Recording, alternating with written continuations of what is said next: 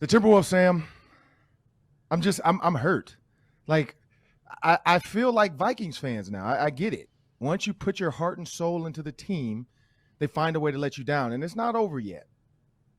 Season's not over. Series is not over. But it was a convincing performance, I guess I'd say, from the Grizzlies. And when you think about it, I've always said this, the two stars have to battle. Nobody really gave that Ja Morant energy. Ja Morant tweeted out a video or put a video on Instagram of Michael Jordan with a baseball bat talking about the Charlotte Hornets, saying, I respect somebody that can talk crap to me when it's 0-0. Don't talk when you're up 1-0. Don't talk when you have a lead. Now, if you're down 12 and you can still talk, I can respect that.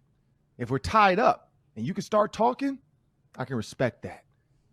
And that was just Michael Jordan getting into his mindset to go out there and absolutely crush the Charlotte Hornets. And so Ja Morant saw all the haters. He even said in his post-game interview, he's like, everybody picked us to be in the Western Conference Finals. And then all of a sudden we lose game one and everybody's jumping sides. Don't come back to our side now. Ja Morant took that personal. He took that personal. The Timberwolves, I felt like, and I'm pissed off because LaVelle is going to join the show, and now I have to listen to him because I was hoping they'd be up 2-0 at this point. We get LaVelle on and just make him eat crow. And now at 1-1, coming home, so hopefully that's going to help. It's tough to deal with a person like LaVelle. It is. I hate when not procrastinators, but antagonizers get their way. Because I'm an antagonist too. I love to talk about my sister-in-law. She's an Alabama fan. She lives in Cincinnati. So it was double duty for me this year. Georgia won. And the LA Rams beat the Cincinnati Bengals. So I got to really rub it in her face. Not to her face. I just put it on Instagram and I know she follows me. My wife also videotaped my celebration and sent it to her sister just to say, he's only doing this because of you. And that's not the only reason, but that's one of them. But the Timberwolves, Sam, I mean, do you think they can bounce back? I think they can because they're coming home. They're going to have that energy. But nobody made comments about Ja Morant's daughter on the court on the post game. Karl-Anthony Towns kissing his wife. Everybody wants to be mad at it. Ja has his daughter, and that's sweet. What's up with that, Sam? Yeah. I think everybody jumped on the Wolves celebration last week because the TNT guys did. They took their cues from Shaq and Barkley. The Grizzlies are kind of a darling, I feel like. People have not really picked them apart the way they picked the Timberwolves apart, probably because they won 56 games. They earned that right. I thought Ja was masterful in that game. He set the tone. Even though he only had 23 compared to 32 in game one, I felt like it was a more meaningful 23 because he absolutely had control of that game every step of the way. 23 points, 10 assists, 9 rebounds, almost a triple-double. And I'll even knock Anthony Edwards last night. Anthony Edwards needs more than 1 assist. The way that he can drive to the basket, if you're not creating open looks off of the penetration dribble, that's not good enough.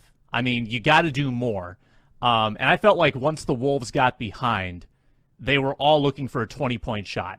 They were trying to make up that deficit way too quickly. They stopped attacking the rim. They started settling not even for threes. A lot of times it was contested, bad 2-point shots, which is not the identity of this team at all. And I felt like Edwards didn't really wake up until the third quarter when it was too little too late. Nobody was up to the task last night. And I will say this, Ron, it is frustrating to watch a basketball game that within moments is completely dictated by the officials. You've got 6 guys in foul trouble in the first 5 minutes. That's not fun basketball to watch. So that was a little bit maddening. Memphis did what Memphis was going to do. They used their depth. They had like 4 or 5 guys off the bench scoring double digits. That's the best version of Memphis that we're probably going to see. So how will the Wolves adjust in Game 3, Ron? That's the big question. And that's what I'll say. When you look at Ja Morant, you look at Anthony Edwards, again, those are the 2 stars I feel like right now. Karl-Anthony Towns, to me, becomes 1B. Anthony Edwards has shown he's 1A.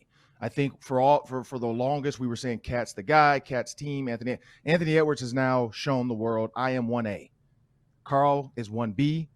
You got D'Angelo Russell as 2 or 1C. I'd say 2. Beasley, another one. They have to find a way to get him going. I don't know. Like you said, I think it is the drive and dish.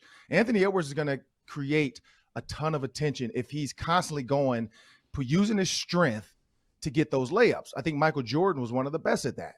People talk about the defense of the 80s and that it was hardcore, but it wasn't great. When you go back and watch the highlights, it's almost like guys were scared of Jordan. You didn't have the guy. Because we hear so much about the hitting. That was really just the Celtics, Lakers, Pistons, and Bulls. Like those four teams really just went at it. They did not like each other. Yes, there were some fights here and there with the 76ers and Barkley, anybody he played. If you think about the Seattle Supersonics with Gary Payton, there was some ticky-tacky pushing around stuff there. But those four, in the Knicks, I'd say Bulls, Celtics, Lakers, Knicks, and Blazers, those six. You throw those six in there, that was kind of the era back then of the 80s and 90s. If you think about Bulls versus Blazers on Sega Genesis, I have it still. I still break it out once a year just to prove the Sega still works. But that's the thing for me is when you think about what this team needs to be. Anthony Edwards needs to be the Michael Jordan of this team. He needs to drive. If it's there, take it. If it's not, kick it out to Paxton. Kick it out to Beasley. Kick it out to Kerr. Like Beasley's waiting.